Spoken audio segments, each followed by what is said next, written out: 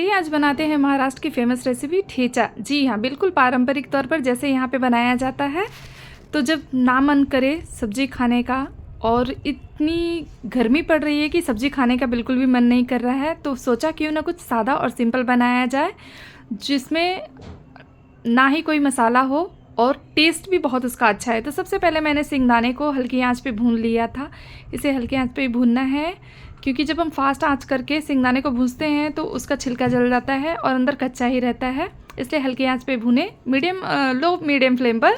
और फिर मैंने इसमें डाल दिया है 2 मिर्च। मिर्च ज़्यादा तीखी थी, आप अपने स्वाद टेस्ट जैसा आपको ज़्यादा तीखा पसंद है तो आप ज़्यादा मिर्ची डाल दीजिए। मैंने 2 ही डाला था क्योंकि ये बहुत ही ज़्यादा तीखी थी। फिर उसमें ले ली है 6-7 लहसुन की कलियाँ और डाल दिया है थोड़ा सा हरा धनिया। गर्मियों में तो हरा धनिया बहुत ही अच्छा मिलता है, बिल्कुल ही फ्रेश। तो अब हम इसे कूट लेंगे खलबट्टे में। आप इसे सिल्लोड़े पे भी पीस सकते हैं और मिक्सर में भी पीस सकते हैं, लेकिन जो मज़ा इस खलबट्टे में, मैंने इसे खलबट्टे को ऑनलाइन ख़रीदा था। खलबट्टे में आता है ना जो स्वाद, वो मिक्सर में नहीं आता है। इसका दरदरा सा जो टेक्सचर होता है ना, बहुत ही टेस्टी लगता है। आप इसे खा सकते हैं पराठे के साथ में।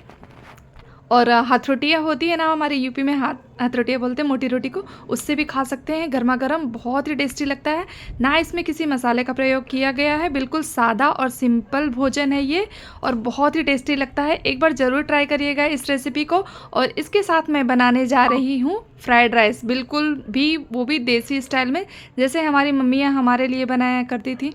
पहले ना ही फ्रिज हुआ करता था, ना ही कोई ऐसी जगह कि जहाँ पर हम अपने बासी चीज़ों को रख दें।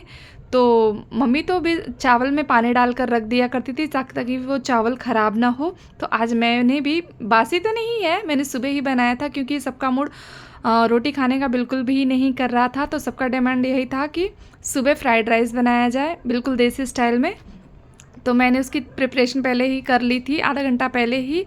तो मैंने रिफाइंड ऑयल में जीरा का तड़का दे दिया। जीरा को पकने में थोड़ा टाइम लगता है, इसलिए सबसे पहले मैंने जीरा को डाला था। फिर डाला था मैंने इसमें प्याज को, फिर मिर्ची को, क्योंकि मिर्ची पहले डालते हैं तो तेल गर्म होता है तो वो जल जाती है।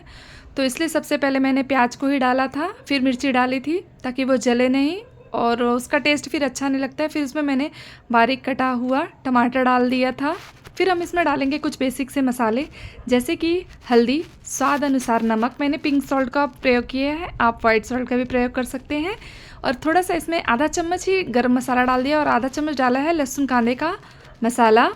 आपके पास नहीं है तो पूरी तरह से ऑप्शनल है लहसुन कांदे का मसाला, कोई ज़रूरत नहीं है। आप लहसुन मैंने इसमें नहीं डाला था, आप इसलिए मैंने ये लहसुन कांदे का मसाला डाला है। फिर मैंने चावल को बना लिया था, कुकर में बनाया था मैंने चावल को। फिर इसमें सारी चीज़ों को अच्छे से हम मिक्स कर लेंगे, चीज़ों को मिक्स कर लेंगे। यकीन मानिए बहुत ही टेस्टी बनता है और बच्चों को भी खाकर मज़ा आ गया। इसमें ना ही मैंने डाला है चिली फ्लेक्स, ना ही ऑरिगेनो, ना ही कोई और भी चीज़ और जो पड़ती है सोया सॉस, ये वो सारी चीज़ें बिल्कुल भी मैंने नहीं डाली। बिल्कुल सादा और सिंपल बनाया है जैसे मेरी मम्मी बनाती थी। हो सकता है आपकी मम्मी भी ऐसे ही बनाती हो, बिल्कुल देसी स्टाइल। क्यों लग रहा है ना टेस्टी? तो आज ही इस रेसिपी को ज़रूर बनाइएगा, ठेचा विथ देसी style fried rice. Thank you for watching my channel.